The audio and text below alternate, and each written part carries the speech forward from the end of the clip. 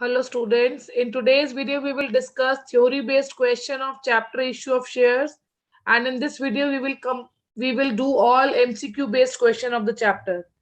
सबसे पहले हम एनालिसिस कर रहे हैं यहाँ पर कि कितने क्वेश्चंस हैं शेयर्स चैप्टर के जो हमें एग्जाम के दिन देखने को मिल सकते हैं.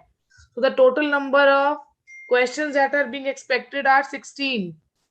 इन 16 क्वेश्चन में से थ्योरेटिकल बेस्ड क्वेश्चन 6 हो सकते हैं मैक्सिमम, कम बढ़ती भी हो सकते हैं.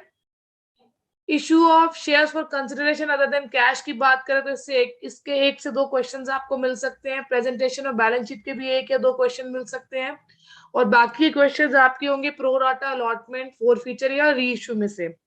इस वीडियो में specifically I have covered theoretical based question. Reason being ये 6 क्वेश्चंस अगर आप पेपर में कर आते हैं तो एटलीस्ट आपको कॉन्फिडेंस गेन होगा. Those who are thinking to leave the chapter. Starting with our first question, authorized capital of the company stated in dash clause of memorandum of association of the company. Options है आपके पास object, name, capital and liability clause.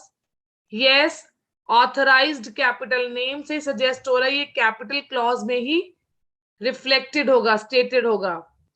Next question है dash capital is included in the total of balance sheet of a company.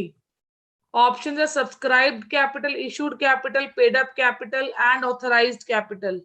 यहाँ मैं आपको सभी Capitals के meaning बता दूं तो ऑथराइज्ड कैपिटल वो कैपिटल है जो कंपनी अपने लाइफ टाइम में रेज कर सकती है. पेड अप कैपिटल वो कैपिटल है जो शेयर होल्डर्स ने पे की है. इशूड कैपिटल जो कंपनी ने ऑफर किए. सब्सक्राइब्ड कैपिटल जितने शेयर्स के लिए शेयर होल्डर्स ने सब्सक्राइब किया है. तो यहाँ पर जो टोटल हमारे पास आता है बैलेंस शीट में कैपिटल का, that is paid up capital जो शेयर होल्डर्स ने एक्चुअली पे की है. Then comes the next question. The part of capital which is called up only on the winding up of the company is called. वो capital जो company ने specifically reserve की है, that it will call only at the time of winding up, वो capital है reserve capital. Reserve capital का meaning ही है ये कि वो कैपिटल का पार्ट फेस वैल्यू में से वो अमाउंट कैपिटल का that the company is planning to call only at the time of winding up. Next question, capital reserve is created from. Capital reserve name से पता चल रहा है रिजर्व जो कैपिटल नेचर का है will be created out of capital profit, nominal profit, abnormal profit और all of these. Yes, बहुत इजी है इसको आंसर करना. The correct answer is capital profits. Moving to our next question, share application account का nature क्या है. Real है, nominal है, पर्सनल है. ये आपने 11th में पढ़ा है. Real account relates to assets, nominal account relate to expenses and income and personal account relates to person. So a share application account is personal account. It relates to shareholders. In which case a company can offer shares at discount. दो ही cases है जिसमें company अपने shares को discount पर issue कर सकती है. पहला ऑप्शन है आपके पास a sweat equity shares. Sweat equity shares वो शेयर है जो कंपनी अपने एम्प्लॉइज को इशू करती है या फिर अपने जो भी इनके इलेक्टिव मेंबर्स हैं, इलेक्टिव एम्प्लॉइज और we can say top executives हैं, उन्हें इशू करती है. Reissue of forfeited share, जो शेयर्स फोरफीट हो गए उनको जब हम री इशू करते हैं तो उन्हें भी डिस्काउंट पर इशू कर सकते हैं. यही दो ऑप्शन है जिसमें हम शेयर्स को डिस्काउंट पर इशू कर सकते हैं. पब्लिक को हम शेयर डिस्काउंट पर इशू नहीं कर सकते. So I think the answer is very clear. It is both A and B. Moving to our next question, discount on reissue of share is debited to dash at the time of reissue. किस account में हम debit करेंगे discount on reissue को. आप लोगों को अगर entry याद नहीं है तो मैं यहाँ आपको एक बार एंट्री रिकॉल करा देती हूँ. जब हम री इशू करते हैं तो हम बैंक अकाउंट को डेबिट करते हैं, जितने भी हम शेयर्स को इशू कर रहे हैं उस प्राइस से. हम क्रेडिट करते हैं शेयर कैपिटल को पेड अप अमाउंट से which could be fully paid up as well. और अगर ये शेयर डिस्काउंट पे इशू हो रहे हैं तो यहाँ हम ओपन करते हैं यस शेयर फोरफीटेड अकाउंट. तो बताओ हमारा करेक्ट ऑप्शन क्या है. It should be D, option D, share forfeited account. Next question है when shares are forfeited the share capital account is debited by, ये question again is very important. जब share debit होते हैं, share capital debit होती है at the time of forfeiture, तब हम किस अमाउंट से शेयर कैपिटल को डेबिट करेंगे? ऑप्शंस है nominal value of share, called up amount, paid up amount और none of this. Share capital account forfeiture के टाइम हमेशा कॉल्ड अप अमाउंट से ही डेबिट किया जाता है। So what is our answer? Option B.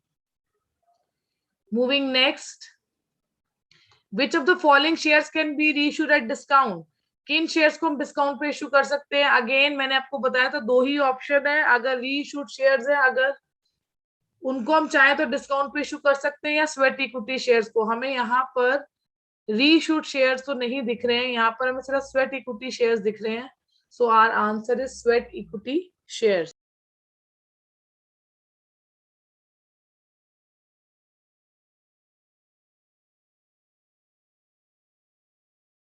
Next, interest on calls in advance is payable by a company.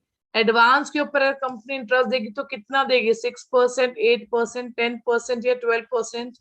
Answer is 12%। और जब arrear, calls in arrear के ऊपर इंटरेस्ट चार्ज करेगी कंपनी, तब कितना इंटरेस्ट चार्ज करेगी? 10%। यानी जब शेयर होल्डर डिफॉल्ट करेगा तो उससे 10% का इंटरेस्ट चार्ज करेगी, और अगर शेयर होल्डर एडवांस में पैसे दे देगा तो उससे ज्यादा इंटरेस्ट देगी, 12% का इंटरेस्ट पे करेगी।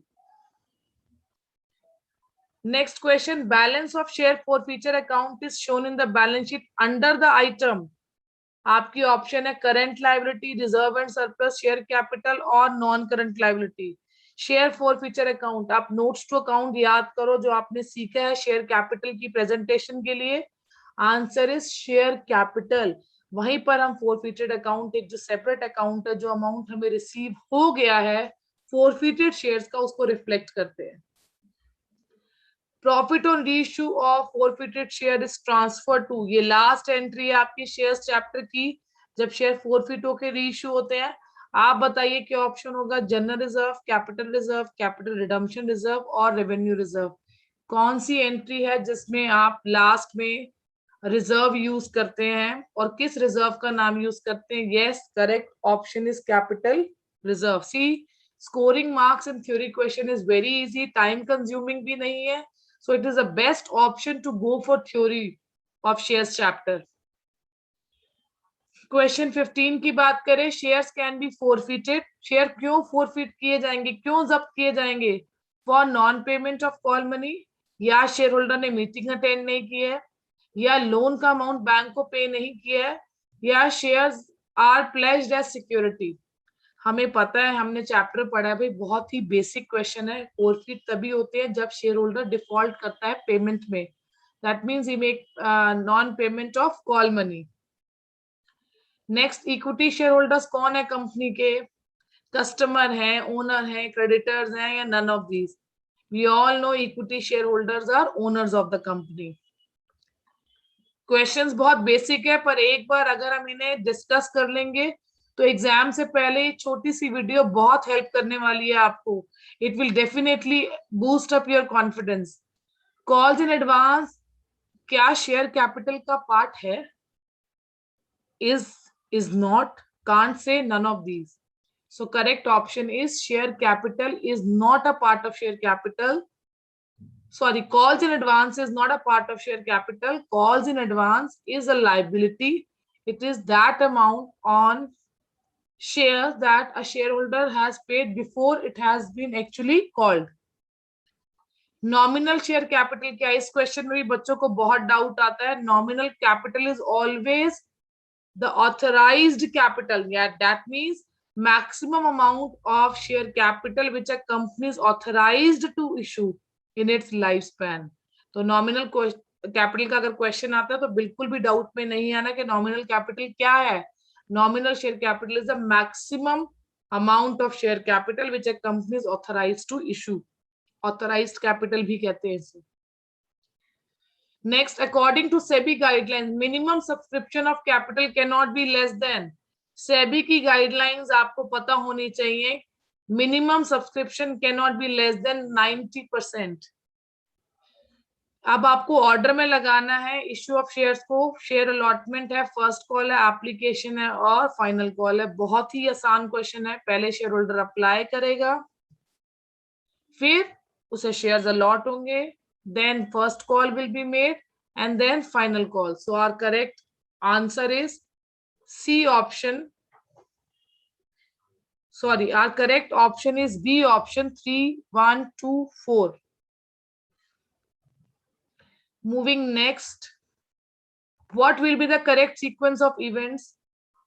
4 फीचर का इवेंट दिख रहा है यहाँ पर। सबसे पहले तो शेयर होल्डर डिफॉल्ट करेगा ऑन कॉल्स, देन उसके शेयर फोरफीट होंगे, देन री इशू होंगे और लास्ट में अमाउंट कैपिटल रिजर्व में ट्रांसफर होगा। तो it will B 2, 1, 3, 4. So our correct option is C. Next, liability of a shareholder is limited to the dash of the shares allotted to him. Paid up value, called up value, face value और reserve price. देखो liability shareholders की limited होती है up to the amount of face value, और we can say जितना भी पैसा अभी uncalled है उतनी ही liability उसकी और बनती है पे करने की। बट अगर हम maximum limit की बात करें तो it is up to face value. Next question है बेटा, maximum number of members in a private company कितने हैं? 7, 220 या no limit? No limit answer है पब्लिक कंपनी के केस में। प्राइवेट कंपनी के केस में आपके पास मैक्सिमम नंबर ऑफ मेंबर्स जो हैं that is 200. Next, share holder receive dash from the company. क्या रिटर्न है जो शेयर होल्डर इतने ज्यादा परसुएडेड हैं टू बाय द शेयर्स और invest in the shares of the company? What will they get in return? Will they get interest, they will get commission, profit और dividend? Correct answer is dividend, D option. Next question है बेटा, to whom dividend is given at a fix date in a company. देखो दो तरह के shares आपने पढ़े हैं, इक्विटी शेयर्स और प्रेफरेंस शेयर्स। तो इन्हीं में से बताओ किसको डिविडेंड मिलेगा फिक्स रेट ऑफ रिटर्न के साथ? Yes, again it is a very easy question, it will be given to preference share holders. Forfeiture of shares results in reduction of. क्या कम होगा जब हम लोग शेयर्स को फोरफीट करेंगे? जब हम शेयर्स को फोरफीट करेंगे, सब्सक्राइब्ड कैपिटल कम होगी, ऑथराइज्ड कैपिटल कम होगी, रिजर्व कैपिटल कम होगी या फिक्स्ड एसेट कम होगी? देखो ऑथराइज्ड कैपिटल तो मैक्सिमम कैपिटल है which a company can call in its life time, तो ये भी नहीं ऑप्शन. रिजर्व कैपिटल वो कैपिटल है जो आपने रिजर्व किए to be called at the time of winding up. Fixed asset तो दूर दूर तक कहीं रिलेटेड नहीं है. तो our correct answer is subscribed capital. I hope question number 26 तक सारे क्वेश्चंस आपको क्लियर हो गए हैं. नेक्स्ट है, which one of the following item is not a part of subscribed capital? Equity share, preference shares, forfeited shares और bonus shares. Equity shares we all know. Preference share who has preferential rights to get dividend और final amount of capital at the time when the company is being winded up. तो ये winding up के time पर आपको preferential जो है एक तरह से राइट मिलती है. Bonus shares are extra shares, bonus जिसे कहते हैं हम एक्स्ट्रा देना शेयर्स अपने शेयर होल्डर्स को. फोरफीटेड शेयर्स वो शेयर्स हैं जो जब्त हो गए हैं, जिन्होंने आपकी शेयर कैपिटल को डिक्रीज कर दिया. So our answer is C, forfeited shares. Issue of share at a price higher than its face value is called. जब आपकी फेस वैल्यू 10 है और आप शेयर को 12 रुपीज, 15 रुपीज, 20 रुपीज में इशू कर रहे हैं, तो वो एक्स्ट्रा अमाउंट क्या है? Yes, you all know the answer. It is issued at a premium. Next question है बेटा हमारे पास, on issue of shares, premium is, premium क्या है? हमारा प्रॉफिट है, इनकम है, रेवेन्यू रिसीट है या कैपिटल प्रॉफिट है? सी, जो हमें इश्यू के टाइम पर प्रीमियम मिलता है that is our capital profit. Excess value of net assets over purchase consideration the time of purchase of business. ये क्वेश्चन है issue of share for consideration other than cash का. Excess of net assets, net asset ज्यादा की हैं और purchase consideration कम है, यानी जो आप बिजनेस खरीद रहे हैं उसकी एसेट ज्यादा वैल्यू की है और आप उसके लिए कम प्राइस दे रहे हैं, तो बताइए आप उस टाइम पर किसे डेबिट या क्रेडिट करेंगे? Yes, the correct answer is crediting capital reserve. आपको प्रॉफिट हो रहा है, आपने एक बिजनेस खरीदा है, रनिंग बिजनेस, उसकी जो नेट एसेट्स है, that means assets after subtracting liabilities, उसकी वैल्यू ज्यादा है then what amount you are actually paying for it. मान लो एक बिजनेस 15 लाख का और मैं उसको 12 लाख में खरीद रही हूँ, तो 3 लाख का जो प्रॉफिट है, capital profit, that will be transfer to capital reserve. Entry कर लेते हैं, थोड़ा और अच्छे से क्लियर हो जाएगा। लेट्स से आपके पास एसेट्स हैं एक रनिंग बिजनेस की 10 लाख रुपीस की, और आप उसकी लाइबिलिटीज पे कर रहे हैं let's say for rupees 2 lakh. Liabilities आपने पे कर दी 2 लाख। सो नेट एसेट हमें यहाँ दिख रहा है कि 8 लाख है, 10 माइनस 2। और अगर हम परचेज कंसिडरेशन वेंडर के अकाउंट में देखें तो अगर हम वो बिजनेस 7 लाख में खरीद लेते हैं, सोचो एक बिजनेस जिसकी नेट वर्थ 8 लाख है उसको हम 7 लाख में खरीद रहे हैं, सो जो वो 1 लाख रुपीस का बैलेंसिंग अमाउंट है that will be credited to capital reserve. So this is how this question will be answered. But हमें इतना सॉल्व करने की जरूरत नहीं है एग्जाम में, रिग्रेस प्रैक्टिस ही है जो आपको थ्योरी को भी अंडरस्टैंड करने में हेल्प करेगी। बट यस, अगर एक बार ये सारे क्वेश्चंस आपने इस वीडियो में मेरे साथ डिस्कस किए होंगे और देखे होंगे तो आपको प्रॉब्लम नहीं आएगी। 90% question I could say will come from this PPT only that I am sharing with you.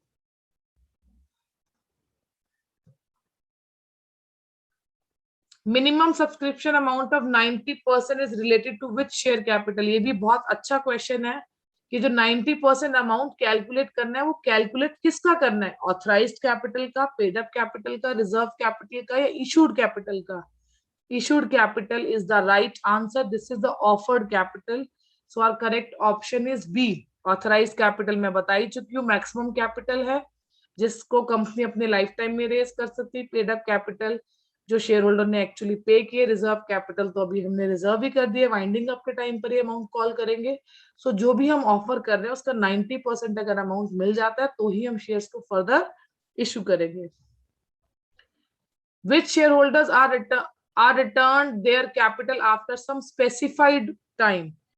देखो इक्विटी तो इरिडीमेबल ही है, पर प्रेफरेंस शेयर्स के ना टाइप्स हैं। यहाँ पर रिडीमेबल है जिनको हम रिडीम कर सकते हैं after specified time, irredeemable equity जैसा नेचर ये कि इनका वाइंडिंग अप के टाइम ही पैसा वापस मिलेगा।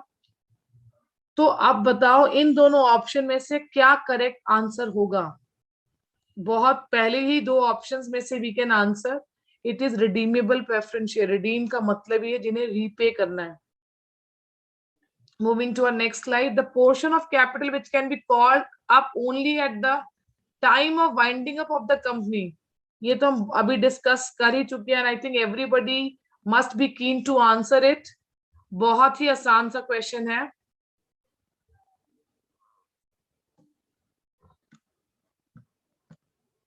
So the correct answer for this is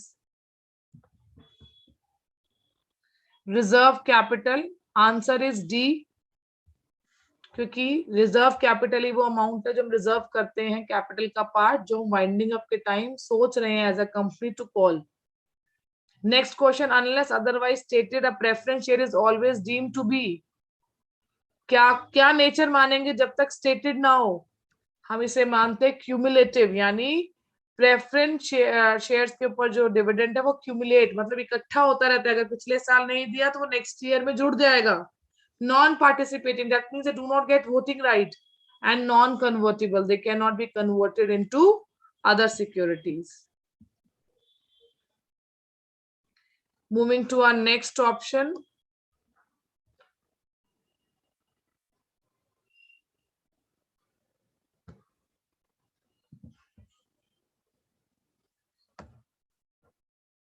nominal share capital is, अभी मैंने ये आपके साथ डिस्कस किया था। Again this question has come. Nominal capital is a maximum amount of capital which a company can raise in its life time. authorized to raise. So very easy question, अब तक तो याद हो गया होगा. Then next question is, which of the following is not shown under the heading share capital in balance sheet? ये भी हम डिस्कस कर चुके हैं. ऑप्शन देखिए, subscribe capital, issued capital, reserve capital and authorized capital. Answer is reserve capital. Moving next, which one of the following statement is or are true? Authorized capital जो है maximum capital, वो क्या offered capital से कम हो सकती है? It's wrong. Authorised capital मतलब जो पूरे लाइफ टाइम में हमें कॉल करना है, ये भी तो हो सकता है हम फर्स्ट टाइम में उसे कॉल कर लें. ऑथराइज्ड कैपिटल से कम भी कॉल कर सकते हैं. तो दिस इज ट्रू कि ऑथराइज्ड कैपिटल ग्रेटर भी हो सकती है इशूड कैपिटल से और इक्वल भी. सब्सक्राइब्ड कैपिटल वो है जिसके लिए शेयर होल्डर सब्सक्राइब कर रहे हैं. तो ऑब्वियसली बात है, जिनके लिए सब्सक्राइब करेंगे या तो वो इशू के इक्वल होगा या इशू से कम होगा. Again they both are I think correct. Subscribed capital मतलब जिसके लिए शेयर होल्डर सब्सक्राइब करे वो इशूड कैपिटल से ज्यादा नहीं हो सकता. So option 2 and 3 are correct. So answer is C option. First call amount received in advance from shareholders before it is actually called up by the director. अभी पैसे मांगे नहीं है पर पहले ही आ गए हैं, तो किस अकाउंट में डेबिट या क्रेडिट होंगे? एडवांस में पैसा आ रहा है तो yes, answer is calls in advance, and calls in advance is otherwise a liability, so it will B credited. तो credited to calls in advance account. Moving next, which of the following is shown under share capital in balance sheet? Subscribed but not fully paid up, subscribed but fully paid up, capital reserve, reserve and reserve capital. देखो reserve capital तो capital का part है ही नहीं क्योंकि अभी मंगा ही नहीं रहे. Capital reserve is a part of reserve and surplus.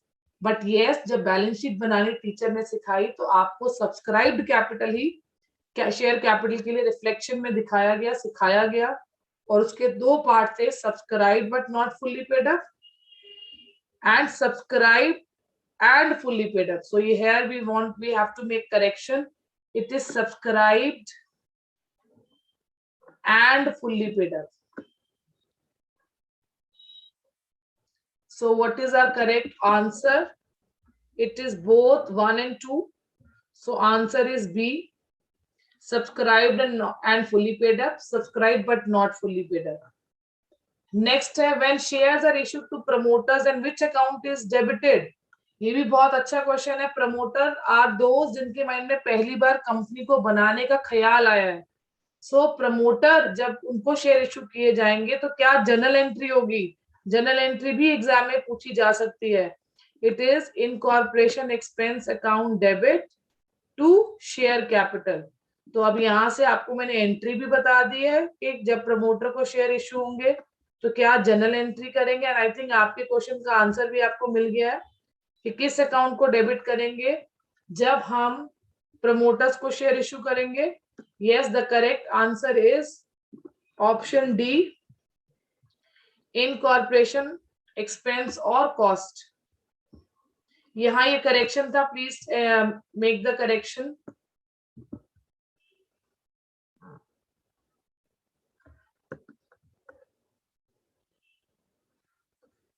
Moving to the next question, which shareholder have right to receive unpaid dividend from future profits? भाई लास्ट टाइम भी हमें डिविडेंड नहीं मिला और इस साल के डिविडेंड में ऐड हो जाएगा. उसका मतलब ही क्या है? एक्यूमुलेट हो जाना. आपने क्यूमुलेटिव फ्रीक्वेंसी पढ़ा हुआ है स्टैट्स में.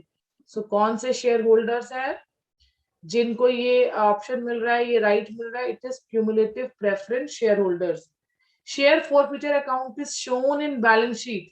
शेयर फॉरफीचर अकाउंट कहाँ शो होता है बैलेंस शीट में? लाइबिलिटीज में, that is current liability, reserve and surplus में, नॉन करंट लाइबिलिटी में, या शेयर कैपिटल में?